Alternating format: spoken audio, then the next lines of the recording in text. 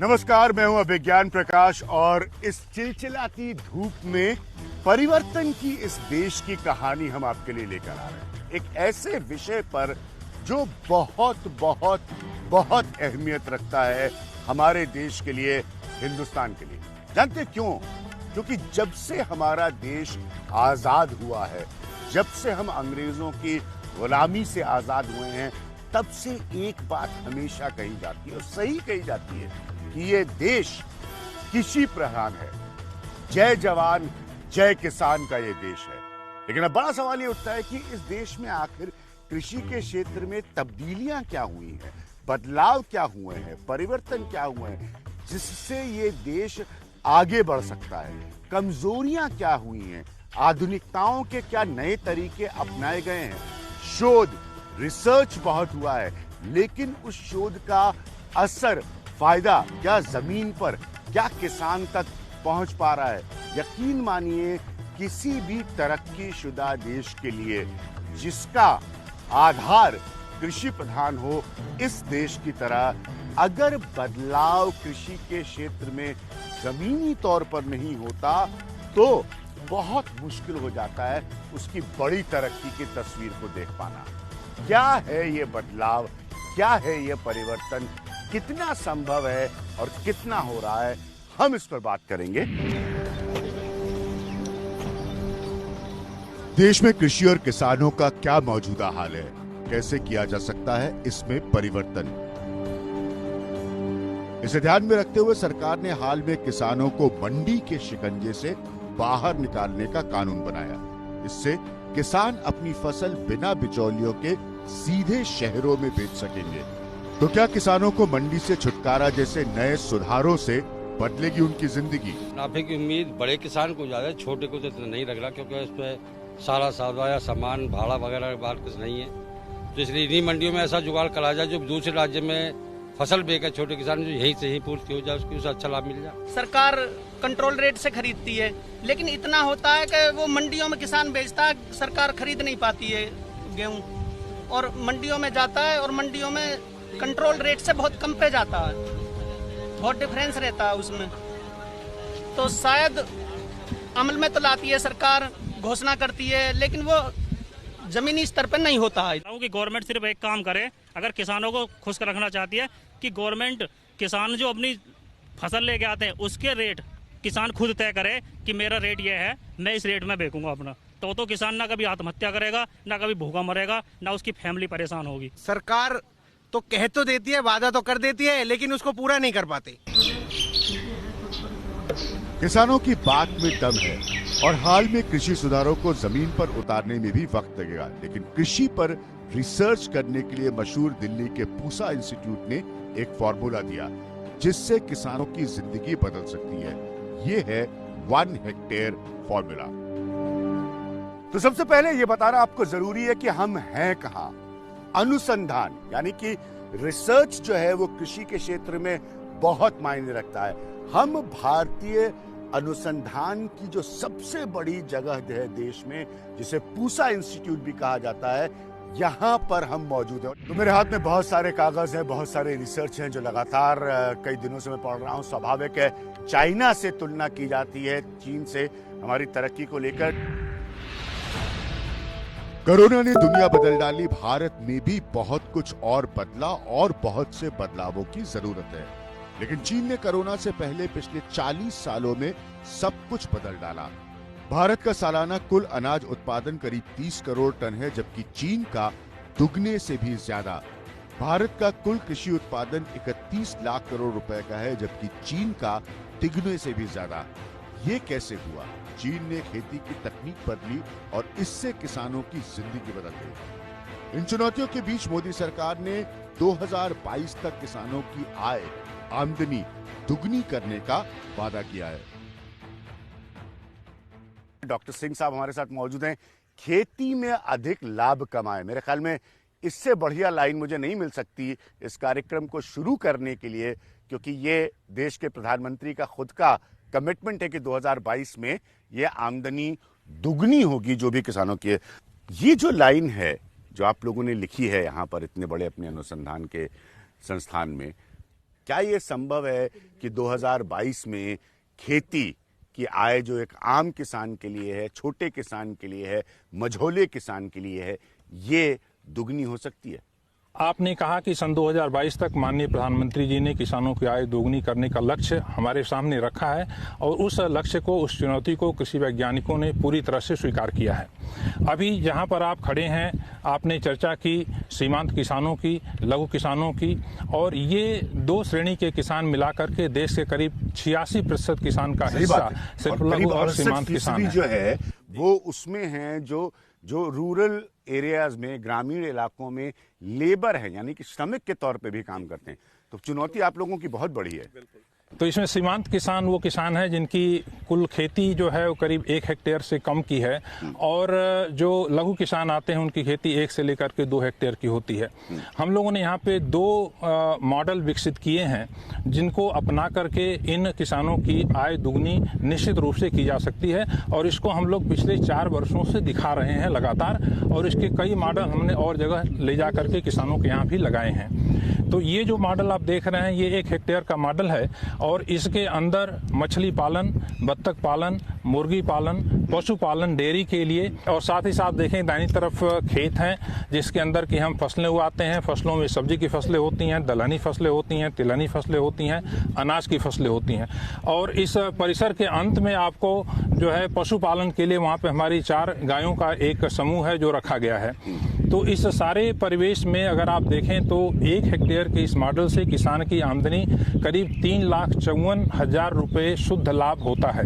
अगर यही किसान धान गेहूं की सिर्फ खेती करता है तो 1 हेक्टेयर में उसको 1,20,000 के आसपास मिलता है। तो जैसे कि सिंह साहब बता रहे थे, देखिए ये साथ में खेत है, तो ये 1 हेक्टेयर में अलग अलग तरह का शोध और विकास खेती का किया जा रहा है।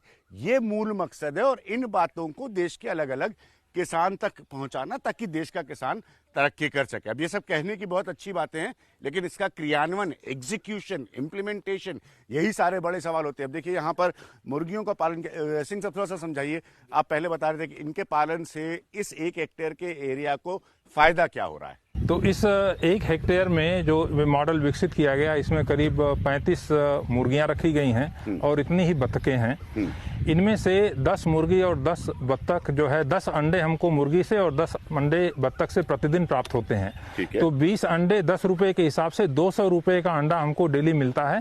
तो 30 दिन में 6,000 का अंडा हुआ, और 1 साल में जो है 72,000 रुपए का सिर्फ हमको बत्तख और मुर्गी का अंडा मिला करके प्राप्त हो जाता है। तो इस प्रकार से जो मैंने बताया कि मुर्गी की ड्रॉपिंग पानी के अंदर गई, उसको बत्तख खाने के रूप में प्रयोग की, बत्तख की ड्रॉपिंग भी पानी के अंदर गई, वो जमीन में खाद बनी, उस पानी में जो है पोषक तत्वों की मात्रा बढ़ी, उसको हम सिंचाई के लिए, फसलों के लिए प्रयोग कर रहे हैं, उनकी उत्पादकता बढ़ती है। उसी तरह से इसके अंदर जो मिट्टी जमा होती है उसके अंदर ऑर्गेनिक कार्बन की मात्रा बहुत ज़्यादा हो जाती है, तो उसका प्रयोग हम खाद के रूप में करते हैं। इसीलिए इसे हम समन्वित कृषि प्रणाली बोलते हैं, समन्वित कृषि प्रणाली, क्योंकि सभी चीज़ों का इसमें समन्वयन होता है। तो ये जो पूसा रोड का इंस्टीट्यूट है, इसमें ही अलग अलग बहुत सारे काम हो रहे हैं। अब एक बड़ा सवाल जो इस वक्त सरकार जिस पर बात कर रही है वो ये है कि अगर किसान की खरीद जो है किसान से सीधे हो जाए, बिचौलिया ना हो, कोई ब्लैक मार्केटियर ना हो, किसी तरह की होर्डिंग ना हो, तो किसान को बहुत लाभ हो सकता है। इसको हम समझने की कोशिश करेंगे, और क्योंकि हम मॉडर्नाइजेशन की बात कर रहे हैं, हम आधुनिकीकरण की बात कर रहे हैं, मैं सवाल लगातार इस प्रोग्राम में यही उठाता रहूंगा कि वो कहां तक हो रहा है, कितना संभव है, और अंततः वो मोटी बात कि क्या किसान की अपनी आय जो है, जो छोटा किसान है, जो मझोला किसान है, जो कम जमीन पर खेती करने वाला किसान है, क्या उसकी आय वो दुगनी हो सकती है? सरकार की तरफ से जो एक बड़ा फैसला आया है वो ये आया है कि किसान अब अपनी उपज को किसी भी मंडी में बेच सकेंगे। अब इसमें एक बहुत बड़ा हिस्सा आता है जिसे हम अंग्रेजी में कैश क्रॉप कहते हैं, जिसमें ज्यादातर सब्जियां और फल आते हैं। देखिए यहाँ पर इस इंस्टीट्यूट में जो शोध हो रहा है वो सब्जियों और फल पर क्या काम हो रहा है, हम उससे बात करेंगे, क्योंकि इससे किसान सीधा पैसा कमा सकता है क्रैश क्रॉप से कम समय में। हम सब जानते हैं कि किसान की सबसे बड़ी दिक्कत क्या रही है, बिचौलिया, काला बाजारी, जो किसान को दर्द देती है। पैसा किसी और के हाथ में जाता है, उसको पैदा करने वाला किसान होता है और किसान को सीधा फायदा नहीं हो पाता। तो हम थोड़ा बात करेंगे सब्जियों और फल पर, क्योंकि हम सब जानते हैं ये सीजन के हिसाब से होती है। सिंह साहब हमारे साथ लगातार मौजूद हैं। ये देखिए, ये अनुसंधान की जगह है। आप देखिए, इसको पॉली हाउस कहते हैं और इसमें फूल और सब्जी कैसे ज्यादा और बेहतर उगाई जा सकती है, इस पर रिसर्च होता है। जो आधुनिकीकरण कृषि का होता है, जिस रिसर्च के लिए आप लोग काम करते हैं, उसका डायरेक्ट बेनिफिशियरी किसान कैसे हो रहा है? तो इसीलिए जब हम उपभोक्ता और किसान के बीच में जो श्रृंखला है, जो इंटरमीडिएरीज हैं, उनको अगर हम निकालते हैं तो उसका फायदा किसान को सीधे मिलेगा। जब आप लोग अपनी रिसर्च बाहर पहुंचाते हैं या आप अलग अलग संस्थाओं के जरिए कहते हैं कि किसानों को ये जाइए, बताइए, सिखाइए, कितनी तेजी से किसान उसको एक्सेप्ट करता है, अपने अंदर लेता है, अडेप्ट करता है और अपने आप को बदलता है? तो इसी संदर्भ में मैंने आपको बताया था कि हमारा एक कार्यक्रम है भारतीय कृषि अनुसंधान परिषद का, जिसको हम फार्मर्स फर्स्ट बोलते हैं, यानी कि सबसे पहले किसान। तो ऐसे किसानों का हम चुनाव करते हैं और उन किसानों के यहाँ जा करके उनकी हम पूरी हैंड होल्डिंग करते हैं और सारा मॉडल उनके यहाँ विकसित करके इसकी सफलता वहाँ पे दर्शाते हैं। और जब उनके यहाँ सफल हो जाता है तब बाकी किसान खुद आकर के देखते हैं और प्रत्यक्षम किम प्रमाणम, जब एक बार सामने देखते हैं कि हमारा पड़ोसी कर रहा है तो निश्चित रूप से वो कार्य करने के लिए वो प्रेरित होते हैं। पहले तो जाता था मंडी में, उसको तो पता था फला आदमी से संपर्क करो, वो उसका माल बिकवा देगा, ठीक है। अब वो फला आदमी बिचौलिया था, वो मिडिलमैन था। सिस्टम कह रहा है उसको हटाइए मिडिलमैन को, आप डायरेक्टली जाइए वहां पर जो कंपनी उपलब्ध है। पहला सवाल मैंने आपसे क्या किया कि क्या ये कंपनी खुद ना मिडिलमैन बन जाए। दूसरा है कि क्या किसान अब हिचकिचाएगा नहीं, उसको ये कैसे गारंटी होगी कि अगर वो सिंह साहब के पास आया है तो उसको पहले वाली कीमत से बेहतर कीमत मिलेगी। इसीलिए मैंने कहा कि किसान को संगठित होकर के और अपने खुद के संगठन खड़े करने हैं, ऑर्गेनाइजेशन खड़े करने हैं। और जब सभी किसान एक गांव के मान लीजिए 400-500 किसान इकट्ठा होकर के एक तरह का उत्पाद, एक गुणवत्ता वाला उत्पाद पैदा करेंगे, तो कोई भी कंपनी जैसे रिलायंस है उसको या मदर डेयरी है, उसको अगर उत्पाद चाहिए तो ऐसे किसानों से आकर के सीधे उनके दरवाजे से खरीद करके ले जाएगी। किसान को कहीं भटकने की, आने जाने की जरूरत नहीं है। ठीक है जी, तो ये संभव है और निश्चित रूप से ये मोनोपोलाइज तो नहीं कर देंगी कंपनियां? नहीं, बार-बार ये पूछ रहा हूं जी, कंपनियां एक अधिकार तो नहीं पैदा कर देंगी? जब किसान संगठित हो जाएगा तो संघे शक्ति, अकेला किसान परेशान हो सकता है, लेकिन किसान मिल करके जब अपना संगठन बना लेंगे तब उनको कोई एक्सप्लॉइट नहीं कर सकता, उनका दोहन नहीं हो सकता है। सिंह साहब ये कह रहे हैं कि अगर किसान संगठित होता है, अकेला होता है तो पीड़ित हो जाता है, अकेला होता है तो परेशान हो जाता है, अकेला होता है तो खुदकुशी करता है, उसके परिवार की जान तक चली जाती है। वो ये कह रहे हैं कि अगर संगठित रहेगा तो अब ये देखिए सामाजिक बदलाव का स्वरूप आ गया। तो अगर वो किसान संगठित रहेगा तो ऐसा होना बहुत मुश्किल है और वो डील कर पाएगा डायरेक्टली, सीधे तौर पर उन कंपनियों से। इस इतने बड़े इलाके के शोध संस्थान में हम लगातार आपको दिखा रहे हैं अलग अलग। अब ये देखिए मशरूम उत्पादन इकाई है ये, और ये मैं पॉलीथीन उठाकर आपको दिखाता हूं, वापस रखा दूंगा कि यहां पर मशरूम जो है, हर चीज अलग अलग तरीकों से उसकी उपज होती है, उसको अलग अलग तरीकों से उगाया जाता है। तो ये मशरूम का तरीका है और यहां पर आप देख सकते हैं कि कैसे उस पर उसको उगाने को लेकर इतना अनुसंधान हो रहा है। ये सब बहुत अहमियत रखता है। ये भी सीधे बाजार में बिकने वाला मशरूम होता है और इसकी भी सही कीमत मिलने से किसान को बहुत लाभ हो सकता है। ये सकारात्मक विषय है, पॉजिटिव है। पिछले साल की बरसात को देखते हुए और इस साल की अच्छी बारिश का अनुमान करते हुए, कोरोना काल में भी, लॉकडाउन जैसी स्थिति में भी फर्टिलाइजर की बिक्री बढ़ी है। ये क्या संकेत देता है? जब कोरोना ने देश का कोना कोना बंद कर दिया तब भी किसान खेत गया, फसलों को रोपा, उगाया और इतना ही नहीं, आने वाले वक्त के लिए वो तैयारी में भी जुट गया। यही तैयारी पूरे देश में खाद और बीज की बिक्री के रिकॉर्ड को तोड़ गई। खाद्य मंत्रालय के मुताबिक लॉकडाउन के दौरान सिर्फ अप्रैल के 22 दिनों में पूरे देश में करीब 16 लाख टन खाद खरीदी गई, जो कि पिछले साल के इसी वक्त की तुलना में 46% ज्यादा है। खाद की ज्यादा खपत का मतलब है कि इस बार अच्छे मॉनसून की उम्मीद है और किसानों को सरकार से उनके उत्पादों की वक्त पर मिली कीमत की भी उम्मीद है। इस उम्मीद को पंख तब लगे जब मई जून में ट्रैक्टर की भी बिक्री बढ़ गई और ये कोरोना काल से पहले के बराबर हो गई। सिंह साहब वापस हमारे साथ मौजूद है। सिंह साहब, सबसे पहले इस जगह के बारे में थोड़ा बताइए और एक्सप्लेन करिए, यहाँ से आप लोग क्या हासिल करना चाह रहे हैं। और ये बात उत्तर भारत की अगर हम बात करें, जहाँ पर इतनी बड़ी समस्या रही है इस धान को जलाने की, ये कहाँ तक पहुँचा पाए आप लोग? इसमें दो चीज़ें हैं विज्ञान जी। एक तो यह है कि हमारे पास धान की पराली है और दूसरा इसके अलावा इस परिसर के अंदर पत्तियां जो गिरती हैं पेड़ों से, क्योंकि हमारा हरा भरा कैंपस है, इसके अलावा गेहूं का भूसा जो पैदा होता है, तो इस तरह के जितने फसल अवशेष होते हैं उनको हम सड़ा गला करके खाद बनाते हैं। इसको हम कूड़े से कंचन की संज्ञा दे सकते हैं। किस प्रकार से हम कचरे से सोना पैदा कर रहे हैं। फर्टिलाइजर की बिक्री बहुत बड़ी है, तो एक तो स्वाभाविक है क्योंकि लोग सब लोग बारिश की तरफ देख रहे हैं। इससे वाकई कोई फायदा होगा फर्टिलाइजर की बिक्री बढ़ने से, या ये सिर्फ पैनिक बाइंग है क्योंकि लॉकडाउन की स्थिति है, आपको खाद लेकर रखना है अगर आगे के लिए इस्तेमाल करना है, या ये सिर्फ पैनिक बाइंग है या इससे कुछ वाकई फर्क पड़ेगा? देखिए, शुरू में ऐसा माना जा रहा था कि लॉकडाउन के चलते किसानों को तमाम समस्याओं का सामना करना पड़ेगा, लेकिन सरकार के द्वारा प्रबंधन इतनी अच्छी तरह से किया गया कि इस बार गेहूं का रिकॉर्ड उत्पादन 107 मिलियन टन हुआ है। कुछ राज्य ऐसे हैं जो यूपी है, बिहार है, इन राज्यों के खेतिहर खेत में काम करने वाले श्रमिक पर निर्भर करते हैं। स्थिति बहुत गंभीर रही, कोरोना की स्थिति आई, आज वो अपनी जान तक की बाजी लगाकर वापस आए पैदल चलकर अपने घरों तक पहुंचने के लिए। ये स्थिति भविष्य में क्या बदलेगी?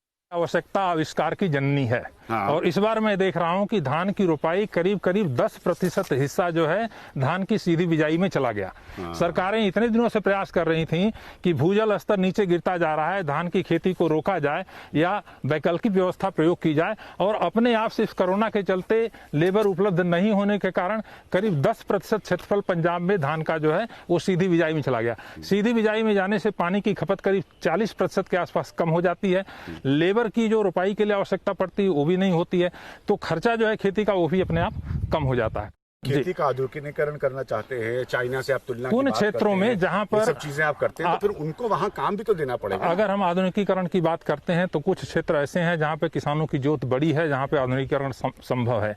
वो क्षेत्र जहां पर जोत बहुत कम है वहां पे आधुनिकीकरण उतने व्यापक पैमाने पर संभव नहीं है, तो कृषि में श्रमिक की जरूरत तो रहेगी और स्थानीय स्तर पर उसकी व्यवस्था करनी पड़ेगी। और उसके अलावा जो वैकल्पिक व्यवसाय हैं, जो सेकेंडरी उद्योग हैं, उनके ऊपर जोर देने की जरूरत है और उसमें निवेश करने की जरूरत है। जैसे कृषि के उत्पाद हैं, फॉर एग्जाम्पल कृषि उत्पाद के, अब आप कोई अचार बना रहा है, कोई दूसरी चीजें, लघु उद्योग हैं, निकलकर आपके छोटे उद्योग हैं, जिसको हम अनऑर्गेनाइज्ड सेक्टर में डालकर जी, उनके ऊपर हमें ज्यादा जोर देने की आवश्यकता है।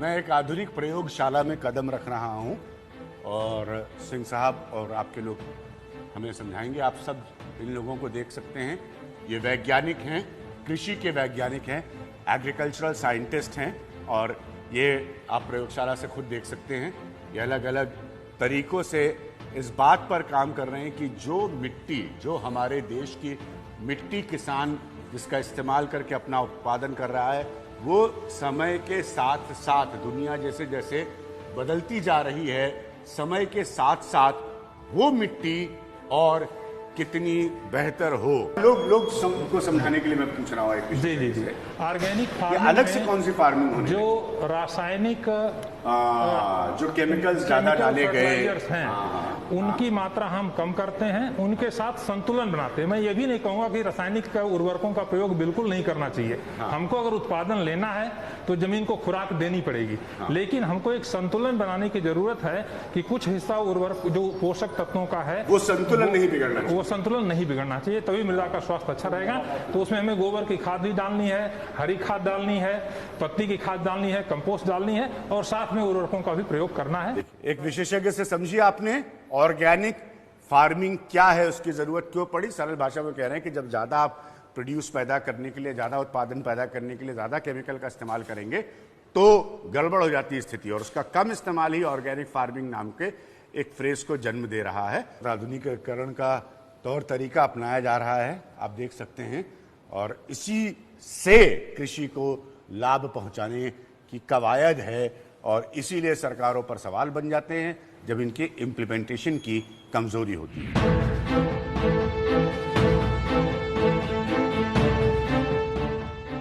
तो आप देख सकते हैं भरी हुई बोरियां अनाज की, ये एफसीआई का गोडाउन है यार। एक बात जरूरी है यहां पर बताना कि कैसे अनाज नष्ट होता है या वेस्ट हो जाता है, इस पर भी देश की सर्वोच्च अदालत सुप्रीम कोर्ट अपनी बात कह चुकी है। पंच साहब, सरकार जो नए रिफॉर्म के कदम पर बात कर रही है कि अनाज पैदा करने के बाद या सब्जी पैदा करने के बाद या किसी तरह की कैश क्रॉप पैदा करने के बाद सीधे किसान जाकर उसको डायरेक्टली डील करे और कंपनियां उससे आकर खरीदें, मंडी में किसान सीधे, ये कारगर हो सकता है, ये वर्केबल हो सकता है? सर, हमारा एफसीआई का मैंडेट ये है कि किसान अपना मंडी में अनाज लेकर आता है, उसके बाद अगर फेयर एवरेज क्वालिटी है तो हम उसको खरीद लेते हैं। उसमें कोई लिमिट नहीं है कि कितना खरीदना है, जितना भी किसान लेकर आएगा हम सब लेकर आते हैं। जितना हमारा एक्सपीरियंस है, एफसीआई का एक्सपीरियंस है, ये बड़ा सक्सेसफुल मॉडल है। इसमें किसानों को बहुत फायदा हो रहा है, वो डायरेक्ट मंडी में जाके अपना अनाज बेच रहे हैं, बिचौलिया बीच से हट गया है। देखिए, एक बात मैं यह कहना चाहता हूं कि चाइना से हम सब नाराज हैं, उसका जवाब अपने तरीके से देना चाहते हैं। अगर हम कृषि के क्षेत्र की बात करें तो कुछ सबक भी हैं सीखने के लिए। अब जैसे आप अगर कृषि की बात करें तो उसके मार्केटिंग में, उसको कृषि के उत्पाद को बेचने, आगे बढ़ाने के लिए बदलाव ऐसे होने चाहिए कि किसान खुद से खुद फायदेमंद महसूस करे, इंसेंटिवाइज्ड महसूस करे। दूसरी बड़ी बात जो बिल्कुल साफ नजर आती है कि दूरगामी तरीके से प्रति हेक्टेयर आमदनी का जो प्रतिशत है वो बढ़े और सब्सिडीज पर जो निर्भरता है वो आहिस्ता आहिस्ता करके कम हो, ताकि सरकारों पर भी सब्सिडीज का बोझ जो है वो कम होने लगे। तब हम ये बड़ा बदलाव और आगे ले जा पाएंगे। चीन से मुकाबला हम कैसे करेंगे? चीन में खेती की कम जमीन के बावजूद उसका उत्पादन ज्यादा है। इसी तर्ज पर भारत को अपनी खेती का तरीका बदलना पड़ेगा। न भारत का किसान पिछड़ा है और न भारत की जमीन पिछड़ी है। हमारे पिछड़ने की वजह है तकनीक और सरकारी लापरवाही। भारत में खेती लायक जमीन करीब 16 करोड़ हेक्टेयर की है, जबकि चीन में सिर्फ 12 करोड़ हेक्टेयर। चीन के 1 हेक्टेयर खेत में औसतन 6,500 किलो उपज होती है, लेकिन भारत में सिर्फ 2,500 किलो। मतलब साफ है कि चीन के पास खेती लायक जमीन तो भारत से कम है, लेकिन उसका उत्पादन कहीं ज्यादा है। परिवर्तन में हम सिर्फ समस्या की बात नहीं करते, हम समाधान की भी बात करते हैं, और वो कहानियां आपको बताएंगे जहां पर किसानों ने मुश्किल हालात को एक बड़े अवसर में बदल दिया। ये कहानी पुणे से, महाराष्ट्र के पुणे से, और सबसे खास बात, इन किसानों ने अपनी मेहनत से यह साबित किया कि किस तरह की आमदनी उन्होंने हासिल की। सुनकर आप दंग रह जाएंगे। और न सिर्फ उतना, इस मुश्किल समय में उन्होंने बाकी लोगों को, दूसरों को रोजगार भी दिया। लॉकडाउन की मजबूरी जिन्हें नहीं रोक पाई वो हैं महाराष्ट्र के पुणे, अहमदनगर और नासिक के किसान। ये इसकी बहुत बड़ी मिसाल है। ये किसान शहर के ग्राहकों से सीधे ऐसे जुड़े कि लॉकडाउन की आपदा में भी 100 दिन में 3 करोड़ रुपए से ज्यादा का इन्होंने कारोबार कर लिया। दोस्त का फोन आया और वो बोला मुंबई में 80 रुपए किलो टोमेटो चल रहा है। तभी हमें यहाँ पे 8 रुपए किलो से भी कोई टोमेटो पूछ नहीं रहा था। तभी डिसाइड किया कि मुंबई में जाके हम लोग अपना खुद का प्रोड्यूस बेचेंगे, और उसको इतना अच्छा रिस्पांस आया कि हमने डिसाइड किया कि अभी यही करेंगे। उसके बाद हमने किसान कनेक्ट फार्मर प्रोड्यूसर कंपनी ये खोल के मुंबई और पुणे में वेजिटेबल सप्लाई करना चालू किया। जो जागतिक महामारी है कोरोना, उसकी वजह से मेरा माल जो है वो व्यापारी तक नहीं पहुंच रहा था। व्यापारी ने उससे खरीदी करने के लिए मना किया था। तो हम सुशिक्षित शेतकरी ने मिलकर एक किसान कनेक्ट फार्मा प्रोड्यूसर कंपनी की स्थापना की, उसकी वजह से जो हमारा माल है वो डायरेक्टली ग्राहक तक पहुंच रहा है। अब किसान कनेक्ट एक हमारी ज़िंदगी का काइंड ऑफ अहम हिस्सा बन चुका है। तो हम वीकली प्लानिंग करते हैं कि क्या फ्रूट्स, क्या वेजिटेबल्स, क्या एक्सोटिक वेजिटेबल्स चाहिए, और उस हिसाब से हम हमारी बास्केट एवरी वीक किसान कनेक्ट से मंगाते हैं। So thank you so much किसान कनेक्ट। इसलिए ये बात सामने निकल कर आई शो के जरिए कि अगर इस देश का किसान एकजुट हो जाए तो उसकी ताकत का अंदाजा नहीं लगा सकते और कोई उसे नहीं लूट सकता। ये है मेरे देश के भविष्य की तरफ देखने की कहानी। ऐसे ही आप जुड़े रहिए परिवर्तन में मेरे साथ, शनिवार रात 10 बजे और रविवार सुबह 10 बजे। बाकी एबीपी न्यूज पे खबरें आप लगातार देखते रहिए और जब वक्त हो परिवर्तन का, जुड़े रहिए।